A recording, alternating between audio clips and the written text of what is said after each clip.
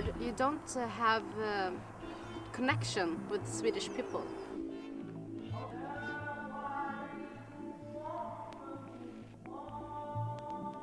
The Swedish people, I don't know why they don't like it. Maybe because they are afraid of coming here. They think we will do something to them. A lot of them think we are always angry, we are criminal.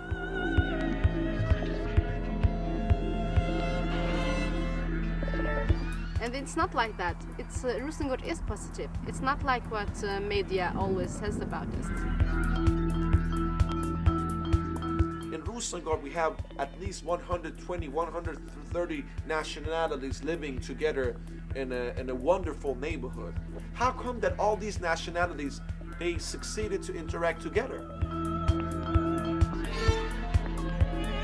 I'm 19 years old. I'm from Sweden. My parents is from Iran and Lebanon, and I've been living here in Rosengard for 14 years. Chilean people, they interact with Roma people and with Iraqis perfectly in Rosengard. That's something that the Swedish society should learn, because that's integration. So instead of saying that Rosengard is segregated, Rosengard is integrated, but segregated from the power structures. I'm Muslim, so I'm religious, but I don't think this is the problem of having Swedish friends. It's just that we never came out from Rosengard society. So it have just been another country for us. So Rosengard is not like a part of Sweden.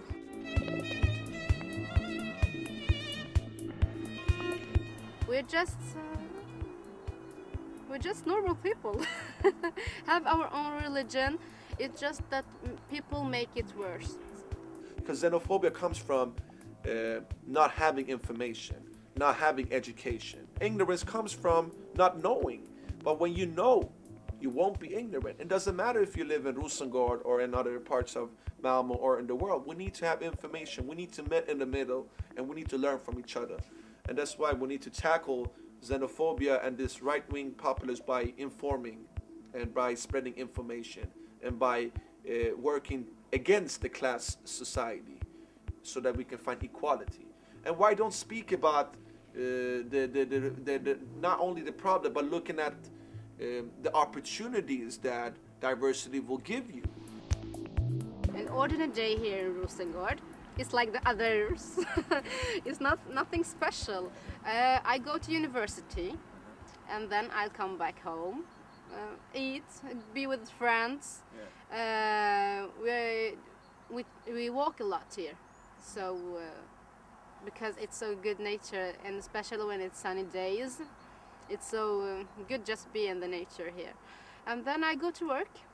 I work at Radio Rosengard as a youth, so yeah, I help young kids with doing radio and programs. So that's my work, and then I go home, or I can just be with my friends hanging out.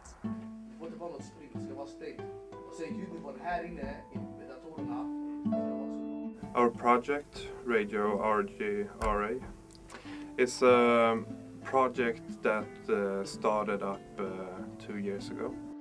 We focus on juveniles that live in the suburbs. We wanted to create a platform for them where they can use their talent. In our radio shows we have different topics that they discuss. For example, the hijab, problems with drugs and criminality and religion and music, and all different types of themes that the kids finds interesting. So this has become a platform for them where they can talk about whatever they want to talk about. I have the hijab before, but now I don't have it because I just woke up one day and I didn't feel that I want to have it anymore. I thought that I will have a big reaction from family, from friends, but I actually didn't have that. I have a blog too, so when I blogged about Islam and about the hijab, So now, when I don't do it, so I didn't get that reactions. Why should you wear it when you don't want to? Because many of them have to wear it just because of their parents. But I think to decide to have hijab, it's your own decision. I'm not against it, it's a part of my religion. But when you wear hijab, it has to be your decision. You have to make it comfortable for yourself. When we do our radio shows, we open up for a dialogue. Because, sadly to say, there's not so much dialogue around these type of questions. Because what you often see here in Sweden anyway is that all these subjects like drugs and hijab and stuff like that are discussed, but on a higher level. They are discussed by politicians, and politicians nowadays don't speak the language of the people. So this has become a place where they can talk.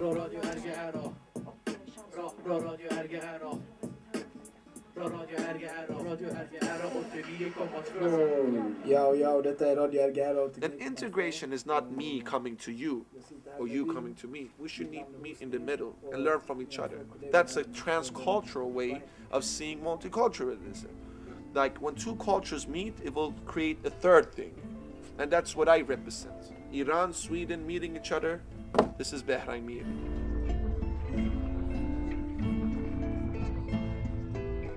In the beginning, there was a lot of parents that were skeptical. One thing is that parents, of course, they want to know that their kids are doing good stuff. But also, there can be some parents who are religious and maybe don't want that their kids are doing certain things. But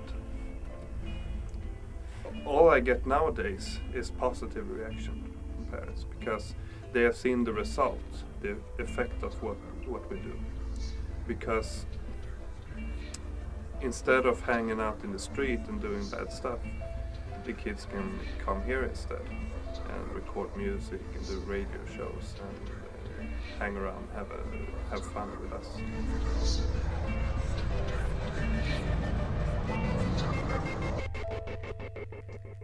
I have been hanging around in Rosengard for 6 months, and I see Rosengard as a calm place.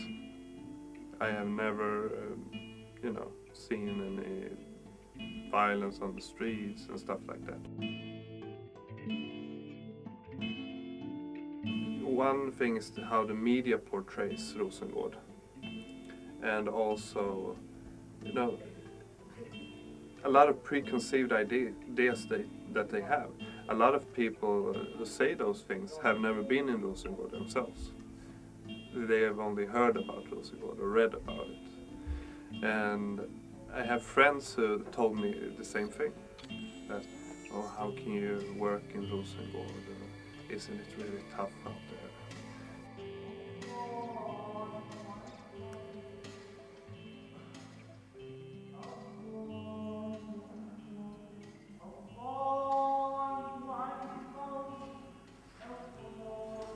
My dreams, be famous, came out saying what I think and what I like, without being afraid of someone. Do something good for the world, do something for the Middle East and what's happening there. Be a journalist, that's my dream.